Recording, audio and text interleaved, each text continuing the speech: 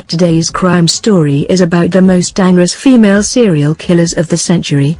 In this video we bring to you the most memorable crime stories of the few female serial killers, which shocked the world. Most of the serial killers' women murdered their own relatives of people they know very well, just for money or to acquire their wealth. These female serial killers were so brutal that they even killed the whole families of their own, even young babies and own husband. In the 18th century, the British female serial killer Mary Ann Cotton, who killed her husbands and children for insurance, and the Indian female killer Shabnam, who killed her entire family to be with the man she loved. These women made the world fear them. Mary Ann Cotton. Mary Ann Cotton was convicted and hanged for killing 3 of her 4 husbands, but it is believed that she may have had about 21 victims, including 11 of her 13 children. Mary Ann's main motive behind the murders was to have been the insurance money that she would get after these deaths, for which her choice of poison was arsenic.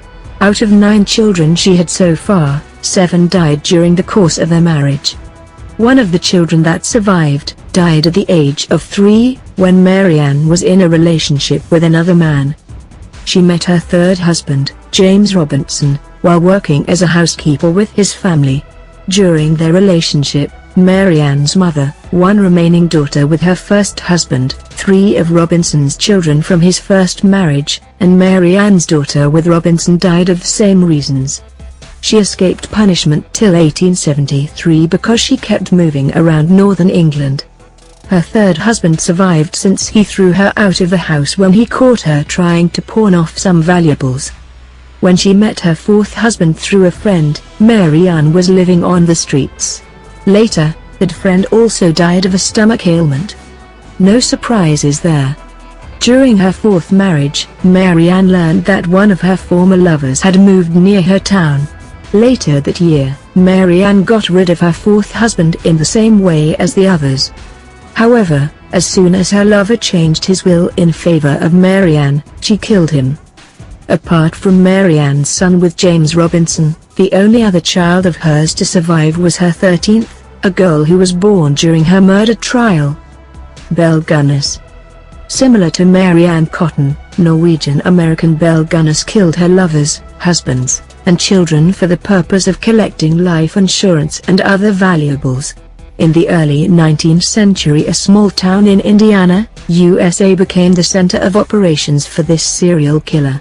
In 1902, Belle married Peter Gunness, whose infant daughter died within a week of the wedding while she was alone with Belle. After a few months, Peter was killed in what Belle said was a kitchen accident. Belle was pregnant when Peter was killed, but did not mention that to investigators. Later, Belle would start placing personal ads in newspapers describing herself as a comely widow, desires to make the acquaintance of a gentleman equally well provided, with view of joining fortunes. Several men were lured by this advertisement and began living with her. However, only one of them made it out alive. It is believed that Belle successfully faked her own death, killed her children, and took on another name. Beverly Ulett. Working as a hospital nurse in England, Beverly Ulett was convicted of killing 4 children, attempting to murder 11 others, and causing grievous bodily harm. Beverly committed her first known murder on February 21, 1991. 7-week-old Liam Taylor was admitted to the hospital for a chest infection and died a few days later. Over the next 2 months, Beverly struck several times before her co-workers became suspicious with the unusual number of children dying under her care. The children who survived recovered only when they were transferred out of the hospital. Staff at the hospital called the police when the 4th child, 15-month-old Claire Beck, died of cardiac arrest. Soon, investigators discovered that Beverly had been the only nurse on duty during the attacks and that she had access to the drugs used on each of the children. It was never known how Beverly attacked the children, but an overdose of insulin was found in 2 victims and a large bubble in another. She is currently serving 13 concurrent life sentences and will be released in 2002, but only if it is determined that she is not a threat anymore. Karla Homolka. In 1990, Karla assisted her husband, Paul Bernardo, in drugging and raping her sister. Paul was reportedly obsessed with her sister Tammy Hamilton and, in July, he drugged and raped her with Carla's help. But Tammy started waking up in the first minute of the assault.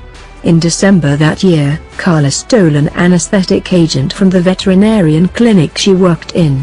The couple drugged Tammy and both of them raped her while she was unconscious. Tammy choked on her own vomit and died. Before they called for help, Carla and Paul hid the evidence, dressed Tammy and moved her to the basement. When the police arrived, Tammy, who also had a chemical burn on her face, was taken to the hospital. She was declared dead at the hospital. Paul told the police that he had tried to revive her but failed. Her death was ruled an accident. Carla was convicted in 1993 for assisting her husband in the rapes and murders of at least 2 teenagers and her sister.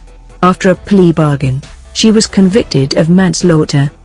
During the investigation into their crimes, Carla had told investigators that her husband had abused her and forced her to participate in the murders. However, video evidence provided after the plea bargain showed that she was an active participant in the crimes. The tapes showed Carla sexually assaulting 4 women and drugging an unconscious victim. Paul was sentenced to life in prison. Susan Smith. In 1994, Susan Smith was convicted for the murder of her 2 sons, 3-year-old Michael Daniel and 14-month-old Alexander Tyler. On October 25, she let her car roll into a lake in South Carolina, USA with her sons trapped in it. Susan killed her sons to have a relationship with a wealthy man who didn't want a family. Later, she went to the police and said that her car, with her sons still in it, had been stolen by a black man. For over a week after she had killed her sons, she went on television to make appeals for their safe return. After an extensive investigation and increasing suspicion from the police, on November 3, Susan confessed to killing her sons. She attempted to kill herself twice in her teens. Susan's stepfather confessed to the molestation and said that they had also had consensual sex when she was an adult. Susan's story doesn't end there. 2 officers were fired for having sex with Susan in jail. Naya Verma.